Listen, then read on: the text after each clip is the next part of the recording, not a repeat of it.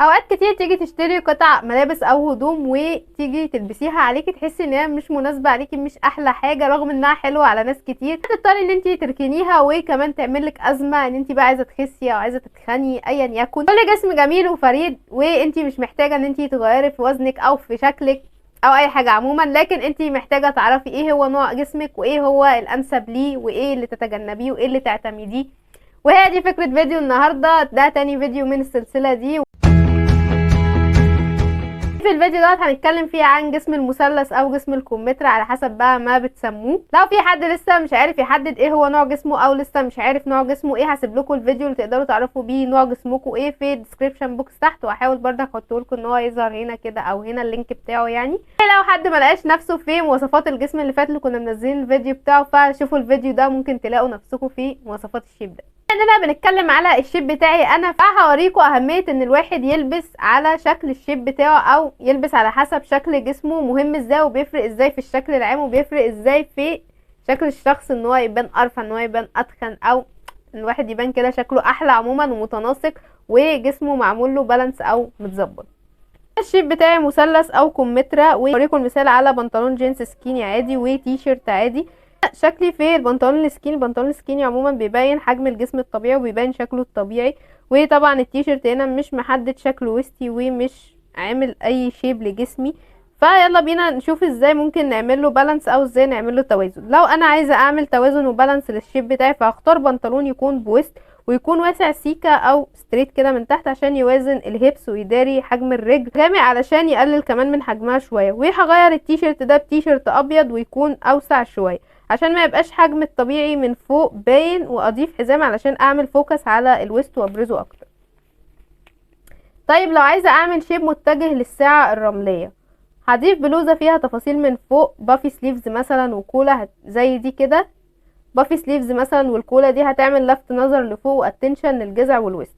وبعدين هغير البنطلون ده ببنطلون وايد ليج، وممكن اعمل ديفاين زياده للجسم بالحزام.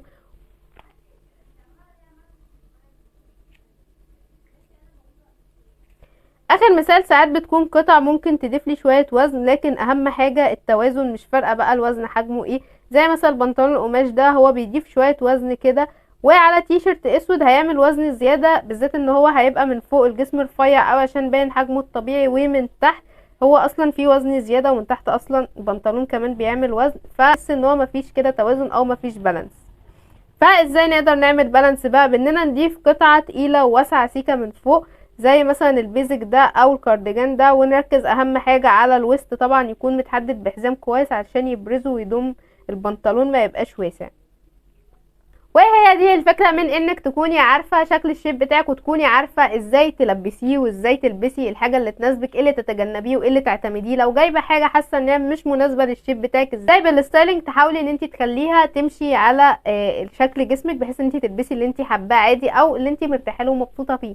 فهي دي الفكرة من سلسلة الفيديوز دي. انا عارفة ان انا اتأخرت فيها شوية علشان ما لقيتش عليها اقبال قوي، لكن انا ناوية ان انا اكمل فيها ايا يكن بقى. طبعا في الفيديوز دي الرك كله على التجربة، يعني انا بديكي الاساسيات او بقول الاساسيات في الفيديو، اللي تتجنبيه، ايه اللي تعتمديه، ايه اللي مناسب للجسم ده وايه اللي مش مناسب للجسم ده. لكن الموضوع كله بيبقى متوقف على تجربتك انت، لان في ساعات حاجات بتختلف من شكل جسم لشكل جسم. يعني ممكن انا وانتي نكون نفس الشيب، بس انا جسمي مختلف برضك عن جسمك في حاجات معينة. فهي دي الفكرة، انك لازم تجربي ولازم تتمرني كتير علشان تعرفي ايه اللي مناسب ليكي وايه اللي مش مناسب. وبس كده، يلا بينا نبدأ. ده زي ما قلنا عن جسم المثلث او جسم الكمثرى ايا كان ما بتقولوا عليه ايه يعني او بتسموه ايه.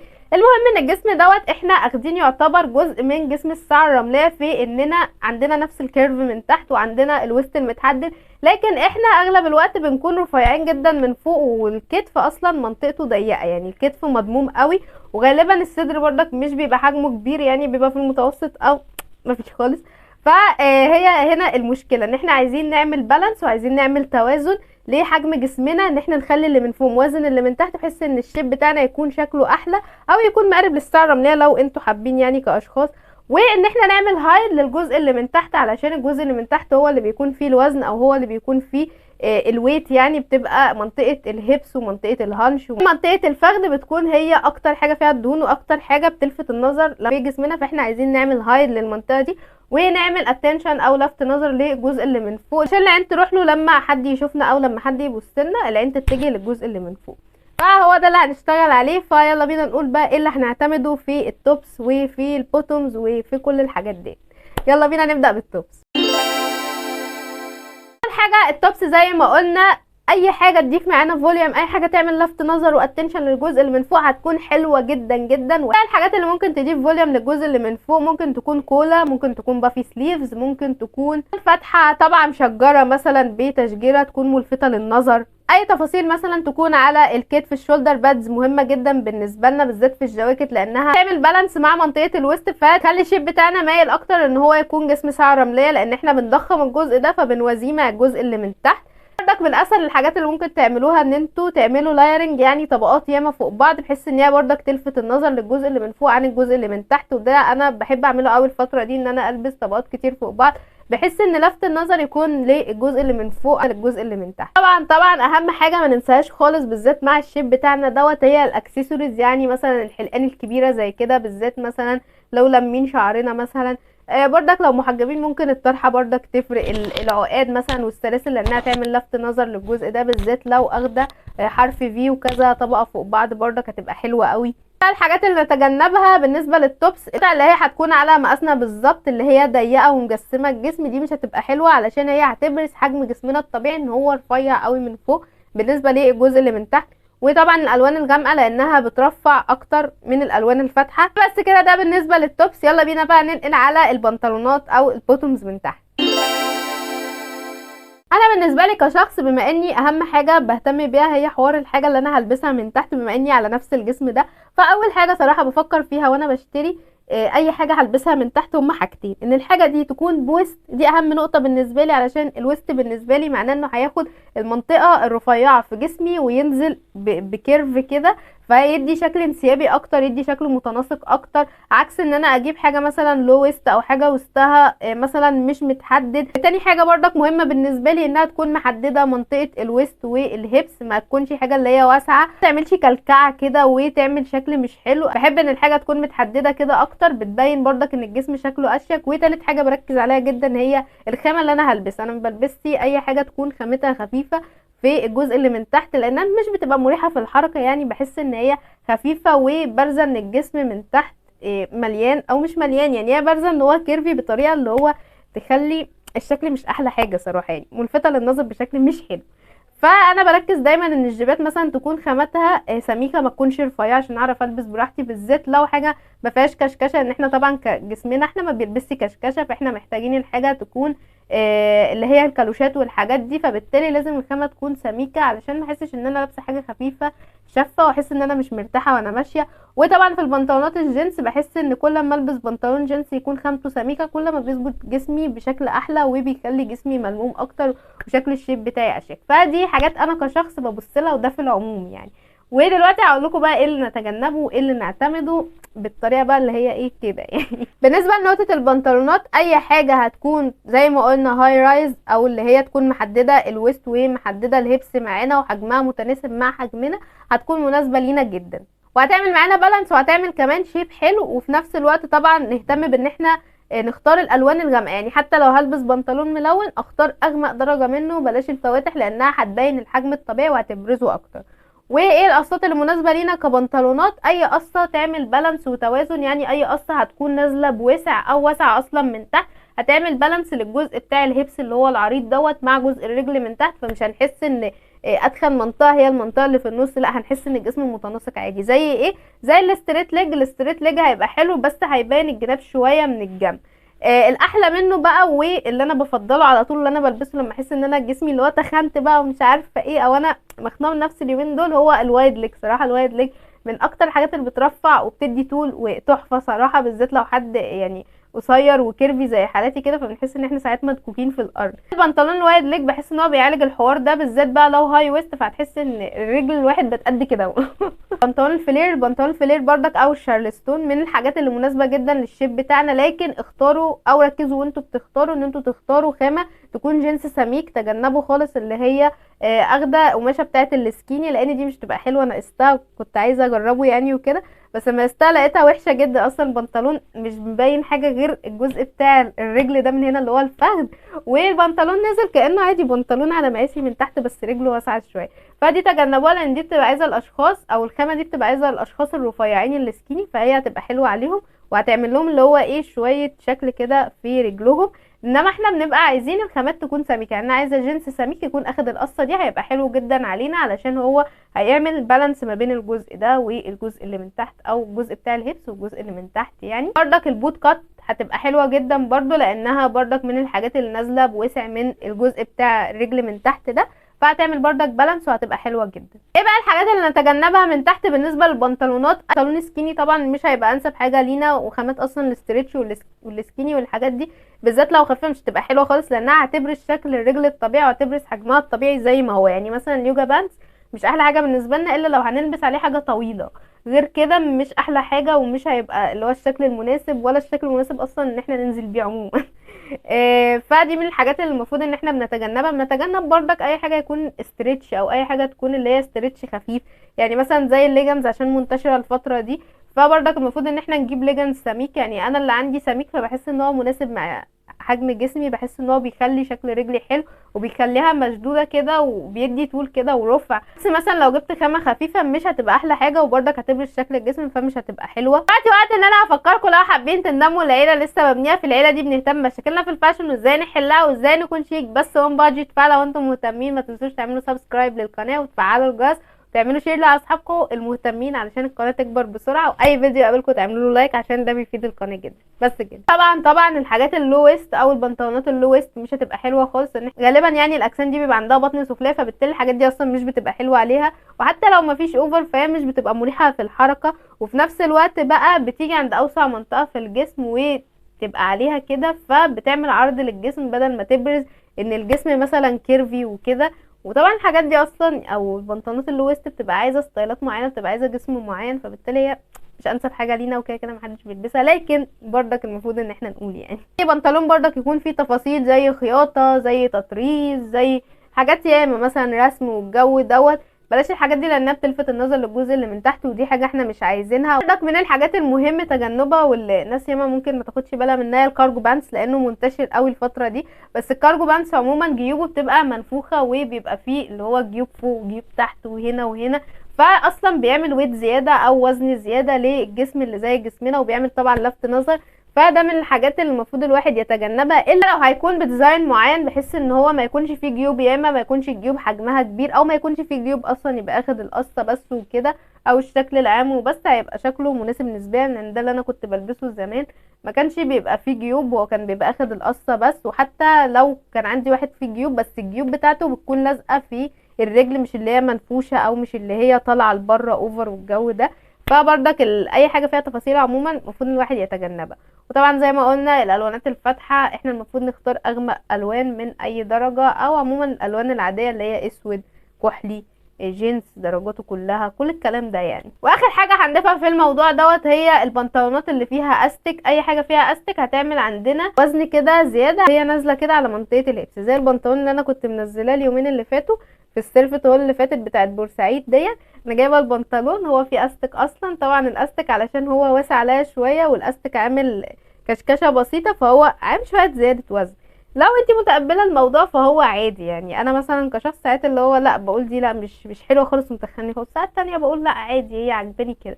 فالفكره ان انت تبقي عارفه ايه اللي مناسب وايه اللي مش مناسب، اللي يعجبك البسيه، اللي مش عاجبك حاولي تعالجيه. طبعا تبقي عارفه هتعالجي ازاي كتر ما تلبسي وكتر ما تجربي. بس بقى لو بنطلون مثلا مثلا يكون اخد شكل الجسم من غير كشكشه وفي مثلا ربطه، ده هيبقى حلو قوي، لانه هيعمل تحديد كده لمنطقه الوسط، وهيبين ان الجزء ده رفيع ونازل كده بكيرف، فهيبقى حلو قوي برضو. بقى الجيبات والفساتين، انسب حاجه بالنسبه لينا في الجيبات هي اي حاجه اخده مقاس الوسط ونازله، اللي هي غالبا هتكون كالوش، نص كالوش، كل الحاجات دي هتكون حلوه قوي ومناسبه للشيب بتاعنا. ممكن بردك الحاجات اللي يكون فيها استك او قمر بس ما يكونش فيه كشكشه كتير زي ما اتفقنا، تكون نازله كده اللي هو اخده انسيابيه كده مع حجم الجسم الطبيعي، من غير ما تعمل لي كشكشه بقى، من غير ما تعمل لي رقات كده فوق نفسي. المفروض ان احنا نتجنب الجيبات اللي فيها كشكشه، الحاجات اللي هي في جيبه، الجيبه اللي كانت منتشره اللي اسمها ايه، اسمها بلسي. ايوه الجيبه البلسي دي من اكتر الحاجات اللي بتتخن اوفر. هي عايزه ناس رفيعه، الواحد لما يلبسها كده وهو كيرفي يلاقي نفسه بقى عامل كده، وبعد كده كده مش كده، لا كده. فدي من الحاجات اللي الواحد يعني الاشخاص الكيرفي عموما لازم يتجنبوها، الا لو كانت بقى البلسي بتاعها مضغوط جامد، بحيث ان هو ما يبقاش اللي هو بيفتح ويقفل والجو ده. يعني ديزاينز معينه مع الوقت والتجربه هتبقي عارفه ايه اللي مناسب ليكي وايه اللي مش مناسب ليكي، لان مش كل حاجه نقدر نعمم عليها قاعده ان هي مش مناسبه، لان ساعات الواحد مثلا ممكن تبقى دي عارف ان هو مش مناسبه ليه، بس يجي يقيسها يلاقيها مناسبه ليه عادي. فبنكتشف ان الفكره كلها بتبقى في الديزاين. ساعات بيبقى معمول الديزاين لناس معينه بحيث ان هو يداري حاجات معينه او لفئه معينه من الناس، فبالتالي هيناسبهم. ده بيخليني بدل ما اقول مثلا ان الحاجه دي مش مناسبه ليا للاخر، بقول اني ممكن ما اكونش توصلت للديزاين اللي يكون مناسب لشكل الشيب بتاعي لحد الان. دي لو حاجه انا عايزاها، انما لو حاجه مش شاغلاني فعادي يعني. دي اهم حاجه في الجزء بتاع الجيبات، ان الوسط يكون متحدد. وطبعا نتجنب اي حاجه تكون بقى ايه عند منطقه بردك الهبس. لو لبستي جيبه عند منطقه الهبس في الجسم بتاعنا ده، وحاجه بقى تكون واسعه، هتبين قوي ان الجسم مقسوم نصين، هيبقى شكله مش حلو، او هتخلي الواحد شكله مربع. بالنسبه بقى للفساتين فهي ينطبق عليها نفس الموضوع بردك. مهم ان احنا ناخد الحاجه فلوي كده على جسمنا، تكون محدده الجزء اللي من فوق وتبرز ان هو رفيع، وتبرز منطقه الوسط، وبعد كده تنزل فلوي كده. دي بتبقى حلوه قوي ومناسبه قوي للناس الكيرفي عموما، واغلب الوقت بتكون مناسبه لاي جسم، لان لو الجسم ما فيهوش شيب فهي بتعمل له شيب، ولو الجسم فيه شيب فهي بتبرز شكل الشيب بشكل جميل جدا وتخليه حلو كده. بس بقى الحاجه اللي نركز عليها واحنا بنختار فستان، طبعا التفاصيل زي ما قلنا من فوق. يعني اختار فستان بقى يكون فيه بافي سليف، يكون مثلا مشجر تشجيره كده مطرقعه كده من فوق وملفته مثلا وساده من تحت، يكون مثلا في كولا مثلا. تفاصيل بقى كتير بقى زي اللي تتجنبيه في الجزء بتاع الفساتين. اللي تتجنبيه في الجزء بتاع الفساتين اي حاجه تكون نازله من تحت الصدر على طول بوسع. دي عموما انا ما بحبهاش، دي حابب بشكل الفساتين بتاعت الحوامل، فدي مبدئيا. وثانيا هي اصلا بتضيع الجزء اللي فيه شيب عندنا او اللي فيه رسم عندنا، ومبين ان احنا كيرفي، فبالتالي بتعمل شكل اللي هو بقى ايه، الشخص مكلكع كده، وباين ان هو بقى ايه حاجات كده، يعني شكله اللي هو كتير كده. فالحاجات دي المفروض الواحد يتجنبها يعني. مش حلوه صراحه. هي اهم حاجه ان الواحد يحدد الويست بتاعه فين، فبتبقى حلوه قوي. القطع المجسمه بالذات لو عندك ويت هتبرز بردك الموضوع ده، هتبرز ان انت من فوق رفيعه. فحل الموضوع لو انت حابه تلبسي حاجه زي كده، ان انت توازني الموضوع بان انت تضيفي كل الحاجات اللي تلفت النظر من فوق. يعني مثلا بقى غيري في القماشه، لو مثلا فستان سواريه، عشان الموضوع ده بنشوفه ياما في فساتين السواريه، بتلاقي الشخص مثلا لابس حاجه كده ومفيش بقى اي تفاصيل من فوق، فتحسي اللي هو باين قوي ان هو كيرفي بس من تحت ومن فوق رفيع. فبالتالي نبرزه بان احنا نغير القماشه نفسها، مثلا نعمل قماشه تكون فيها الوان، فيها ترتر، فيها ايا يكن بقى الحاجه او الشغل عموما، والديزاين يكون كله من فوق عشان نلفت النظر للجزء اللي من فوق، ونعمل بالانس ما بينه وما بين الجزء اللي من تحت. احنا نضيف بافي سليفز مثلا، نضيف شولدر بادز، نضيف اي حاجه تعرض الجزء ده كده وتخليه متوازن مع الجزء اللي من تحت. اخر حاجه زي ما قلنا، انتي تتجنبي اي حاجه طبعا فيها كرانيش، فيها اي ديتيلز من تحت، فيها مثلا ضرابيه من الحاجات المنتشره قوي في الفساتين السواريه، بالذات عند المنطقه اللي هي بتاعه الهيبس كده بالبطن السفلي. ده مش بيبقى حلو خالص، بيبقى عايز ناس معينه او ناس شاطره قوي انها تخيطه علشان يدي شيب معين ويدي شكل معين ويدي الشكل اللي هو المناسب اللي احنا عايزينه. انما غير كده بلاش بردك الحاجات دي، لانها بتعمل وزن وبتبرز اصلا منطقه البطن بقى السفليه، وتخلي الدنيا بقى ايه كده. فالحاجات دي نتجنبها يعني، او نحاول ان احنا نتجنبها، الا بقى لو احنا ايه بقينا فاهمين ومدركين هنعمل الموضوع ازاي صح، فوقتها دوسي عادي. الجواكت بقى بالنسبه لي من الحاجات اللي انا ايه مش بحس ان احنا ممكن نتعب فيها اوفر، علشان احنا كده كده جسمنا رفيع من فوق، فبالتالي بنلاقي مقاساتنا عادي، يعني ما بيبقاش الموضوع فيه معضله. لكن الحاجه الوحيده اللي بركز عليها وانا بشتري جاكيت الطول بتاعه، ان انا مثلا لا اما او حاليا بركز ان انا اجيب لا اما الطول بتاعه يكون كروب، وده حاليا انا مش بعمله لان انا بقيت عندي ويت زياده اليومين دولت، فبالتالي ما بقتش عارفه البس كروب زي الاول، ولا البس حاجات مثلا ادخلها جوه البنطلون، لان اغلب البنطلونات بقت ضيقه، فبالتالي ما بعرفش البس حاجه زي كده حاليا. فبقيت اتجنب ان انا اجيب حاجه كده، فبالتالي بقيت اركز على ان انا اجيب الجواكت تكون مغطيه الهانش والهيبس، بحيث ان هي تبرز ان الجسم رفيع، او تداري الجزء اللي هو عريض دوت، فيبان الواحد كده ان هو ارفع كده، ان انا عيني هتشوف الواجهه كده وامتداد الطول، فالشخص يبان شكله ارفع. ده اللي انا بعمله الفتره دي، ان انا بحاول البس جواكت طويله. لو عندي جواكت قصيره بحاول ان انا اضيف تحتيها مثلا قميص ولا حاجه كطبقه لايرنج كده تكون طويله، برضك بتبين الجسم ارفع، لان احنا لو لبسنا جاكيت كروب واحنا كيرفي قوي من تحت هيبقى مش احلى حاجه ومش الشكل المناسب للنزول يعني. وتاني حاجه بعملها او تالت حاجه بقى تعتبر ان انا بقيت اجيب الكوتس طويله، يعني بجيب الحاجه اللي هو مغطيه ركبتي او مغطيه رجلي تحت، دي بحسها شيك او قيمه قوي ومناسبه قوي لاي حد عنده ويت بقى، ويعني اللي هو قلبوس شويه او كده، دي هتبقى حلوه قوي لانها تعمل امتداد طول، فبالتالي بترفع وبتخلي الشيب شكله حلو جدا، وبقدر البس اللي انا عايزاه من تحتيها براحتي. وتاني حاجه بقى بالنسبه للديزاينز، فمفيش كلام كتير في الحوار دوت غير ان احنا مثلا نهتم بالشولدر بادز، مثلا لو بليزر او حاجه زي كده هتبقى حلوه قوي علشان هيعمل بالانس طبعا. والبليزر عموما بالذات اللي فيه قصه ده ومحدد من هنا بيبقى من الحاجات اللي بتعمل شيب حلو قوي، وانا بحب البسها اصلا لانها بتبرز الشيب بتاع الجسم الطبيعي، بتخليه شكله احلى.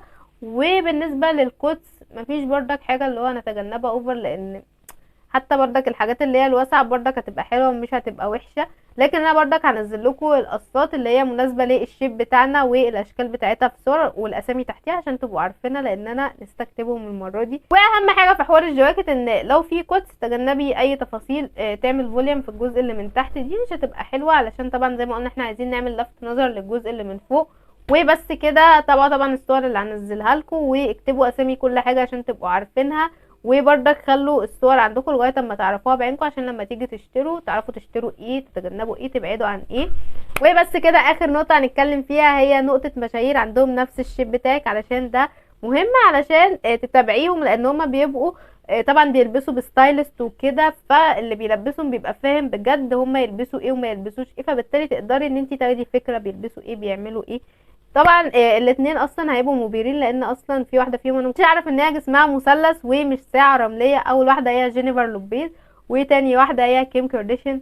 طبعا دولت ايقونتين طبعا في الموضه وايقونتين في كل حاجه صراحه، لكن هما الشيب بتاعهم بردك مثلث مش ساعه رمليه، بس هما مطرح بقى ما بيعرفوا يعملوا ستايلنج لنفسهم والستايلست بتوعهم بيلبسوهم صح، فبالتالي بيظهروا لنا اغلب الوقت كانهم جسمهم ساعه رمليه مش مثلث. لكن طبعا اكتر حاجه بتبين الحوار ده لما الشخص وزنه يزيد، يعني لما الوزن بتاع جسمنا احنا يزيد بتبقى اكتر حاجه ملفته هي منطقه الفخذ ومنطقه الهانش ومنطقه الجناب كده، كل ده بيبان، والجزء اللي من فوق بيبقى رفيع قوي، فبالتالي الموضوع بيبان اوفر يعني. بس كده ده الفيديو النهارده، اتمنى تكونوا استفدتوا وعجبكم الفيديو. وبرضك لو لسه ما جاش الدور بتاع الشيب بتاعكم فاستنوا الاسبوع الجاي ان شاء الله، هنزل الشيب اللي جاي هو جسم المثلث المقلوب. ايه لو حد لسه مش متابع السلسله دي معانا من اولها او لسه اول مره يشوف الفيديوز دي، فالفيديو اللي جاي ده ارشحه لكم ان انتوا تشوفوه عشان تعرفوا شكل الجسم بتاعكم، وبعد كده تابعوا بقيه السلسله علشان تعرفوا ايه اللي تتجنبوه ايه اللي تلبسوه بعد ما تعرفوا شكل الجسم بتاعكم.